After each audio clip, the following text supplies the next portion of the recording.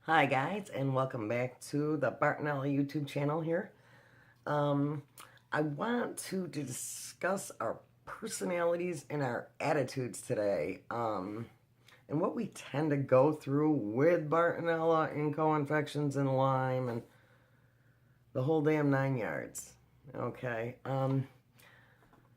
personality-wise, most of us, at one time or another, we were, like normal people. We did things. But one thing that I've noticed with a lot of people that are suffering from Bartonella is we tend to almost make ourselves shut-ins. I don't think we really do it intentionally. I just think that we do it. For whatever reason, I would have to say probably a lot of it stems down to and boils down to we're afraid of how we're going to look when we're out in public.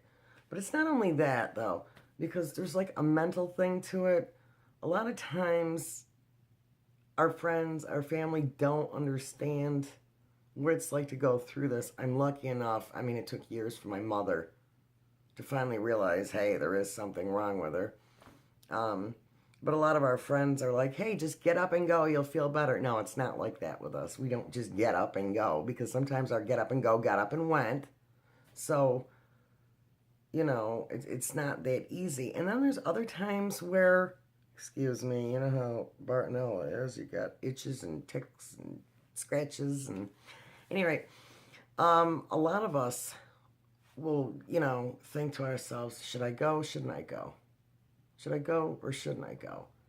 We'll go and get our coat on, and then we go out the door, and it's like, screw it. I don't feel like going. I don't feel like doing anything. Almost bipolarish, which that probably falls in there too. Let's face it, when we have this, we have everything. But our moods, really, they're up and down. They're very unstable for the most part. And for females going through their monthly cycles, oh my God, look out. Especially if you have other autoimmune things in there like thyroid caused by this and so on. You are a miserable, you know what I'm thinking, right? You don't want to be bothered. No. And then, of course, there's the times of, oh goodness, here we go. Bartonella's kicking in. Loss of thought here. It's there and it's gone. At least you guys understand where I'm coming from. Most people watching a video would see this and be like, what the hell's the matter with her? What is she on drugs? No. It's like the train of thought's there and then it's gone. But, yeah, there's so much emotions mixed up with this, and I'm sorry, but, the doctors always say you're under stress, this and that. Well, the only stress that we're under is, getting to the root cause of these problems, feeling better, feeling at least a little bit normal. Those good days where you run around, you get everything done because you feel so good, and then you pay for 3 days later because you used up a week's worth of energy in one day because you felt good enough to do it. I'm sure you have been there, right? Yes, we all have. But overall, it's almost like we kind of seclude ourselves and put ourselves in our own little world, which probably is not the best thing to do. But I know, like, under my circumstances, I don't want to be seen in public with a cane or a rollator walker. And I will fight to no end to not use these. But yet, it's like I can't go from point A to point B without a little bit of help, or I have to do it really quick. And trying to explain ourselves and having people look at us, especially if we're having a flare-up.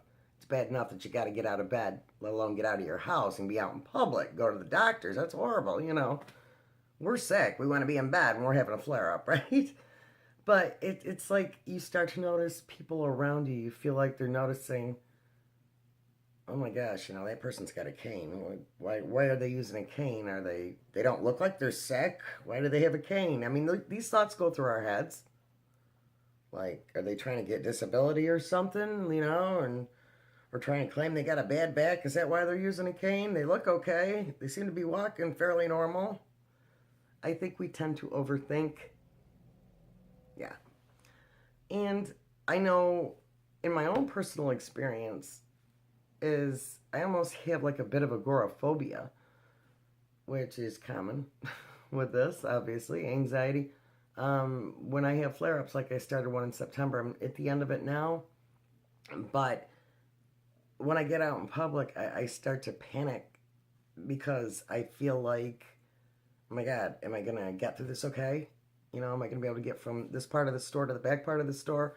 Because to the average person, walking from the front of the store to the back of the store is nothing. To us, it's like, we gotta cross the Atlantic or the Pacific here to get from the front to the back. Am I gonna be okay? Am I gonna have foot drop? Is my foot gonna drag? Am I gonna have the energy? Are the lights gonna bother me? Am I being bothered by all this stimuli, outside sound coming in, attacking me all at once? People moving by, stuff on the shelves. It's like stimulation overload. You know?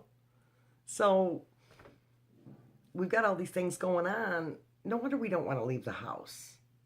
We seem to be content where it's quiet, not overly bright. Even dark is wonderful at sometimes. And just everything annoys us.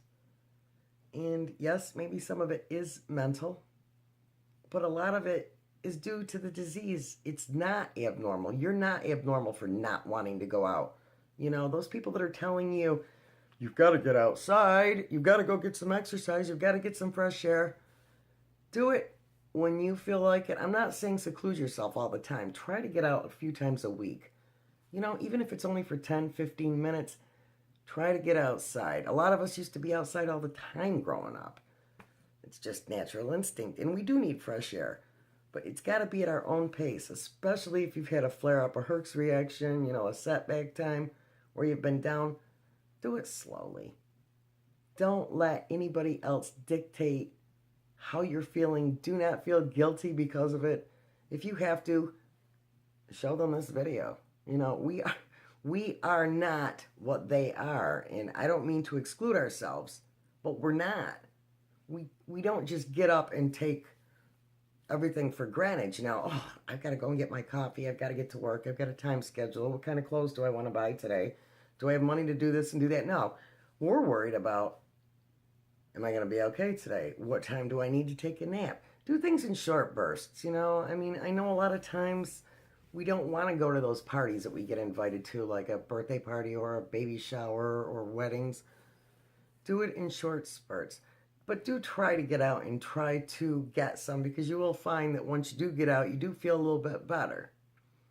I'm not saying stay for a long period of time, but once in a while, just make an appearance. It's good for our brains, I think. A lot of us are on antidepressant meds and stuff like that because we have to be.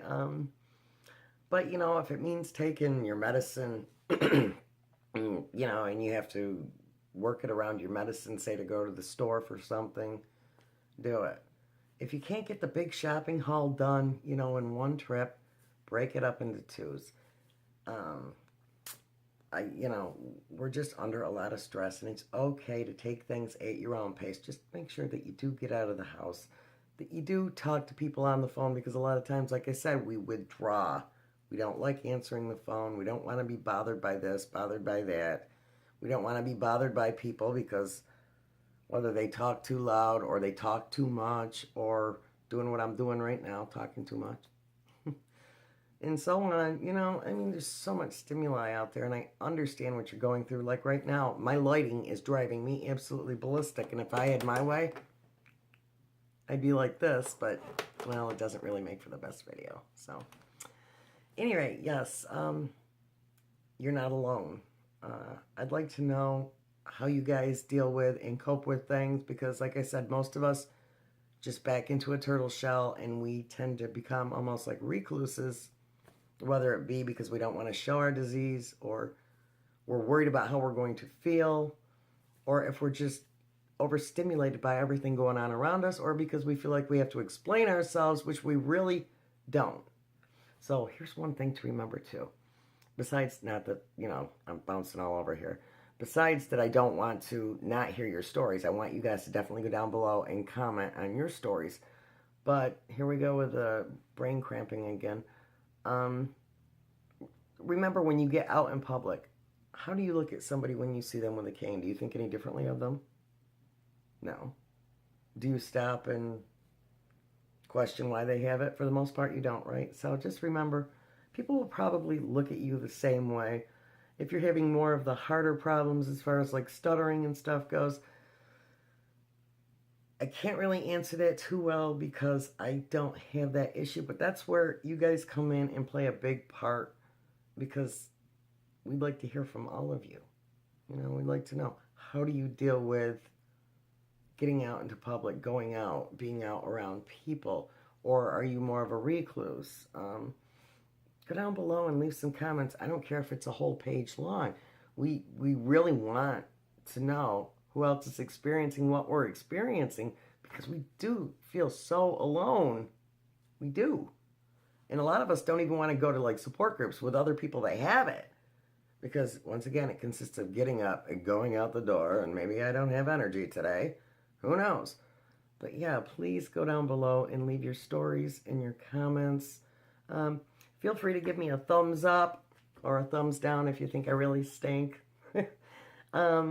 Yeah, just comment, respond back. Let me know how it is that you deal, and let us know, not just me, how you deal with people around you, personality-wise, and so on. Because I know a lot of us have a lot of anger, and things build up, and not a lot of patience. I'm a prime candidate of that.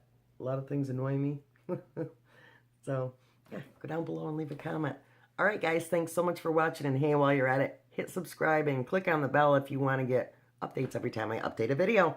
Thanks for watching.